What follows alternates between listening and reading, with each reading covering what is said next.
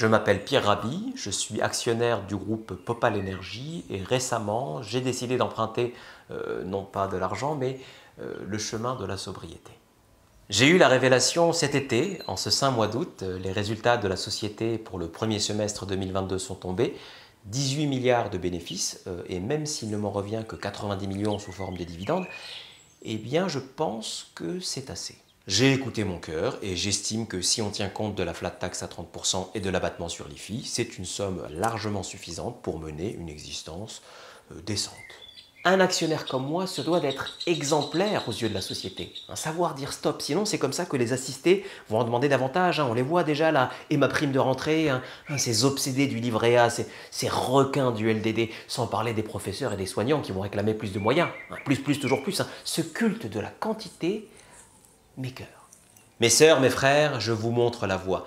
Liberté, frugalité, fraternité. Allégez-vous de la chose matérielle en demandant moins et en mutualisant vos ressources. Sur le plan mathématique, il est tout aussi simple de partager un SMIC que des stock options. Ça s'appelle une division. On ne peut plus continuer comme ça à vouloir toujours plus parce qu'à un moment donné, je vous le dis, il y a une limite. On ne sait plus quoi faire de tout cet argent. L'idée peut paraître floue pour les gens, mais je vous prie de croire que pour moi en ce moment, c'est très concret. Moi, en ce moment, j'ai les 2 pieds dedans. Depuis qu'ils ont interdit le commerce de girafes, que voulez-vous que j'acquière? Une île, un ranch, et pourquoi pas un joueur de foot? Ce serait d'un contribuable. Je n'ai plus rien à acheter et la sobriété est la seule solution. C'est ma technique d'abstinence et je vous la partage. Donner. Pourquoi donner? Déjà, je donne à l'État et puis donner à qui? Il y a des gens qui vont dépenser de l'argent. Ce n'est pas une façon de les inciter à la frugalité, un peu de cohérence.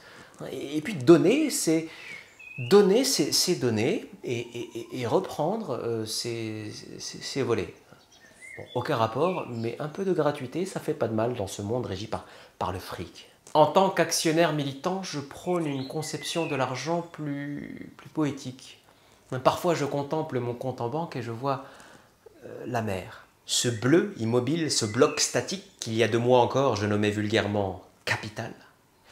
Et puis, à y regarder de près, transactions, volatilité, intérêts deviennent embruns, vagues, marées, toujours hautes pour moi. Peut-être voyez-vous la baie du Mont-Saint-Michel et ses kilomètres de sable, chacun son point de vue. C'est ça qui est beau en poésie, la subjectivité. On nous taxe de super profiteurs. Super profit, c'est tellement prosaïque, terre à terre. Métaprofit, c'est déjà plus enlevé et plus juste. Ça relève de l'éther, de l'impalpable. Nous ne vendons pas notre corps pour de l'argent, nous bradons notre dignité pour du gaz. Nous nous adonnons au troc. Nous sommes décroissants, des zadistes du CAC 40 si vous voulez. Hier encore, je relisais le Trébat de Christian Bobin et je me reconnaissais dans saint François d'Assise, dans cette simplicité, dans cette sagesse. Popal Énergie fournit l'énergie, nous actionnaires apprenons à canaliser la nôtre. Nous faisons preuve d'un sang-froid. Tout ce que je dis depuis tout à l'heure, je le dis sans sourciller. Être actionnaire à mon niveau, c'est une ascèse. Nous restons reclus tels des ermites, anonymes. On nous appelle les actionnaires.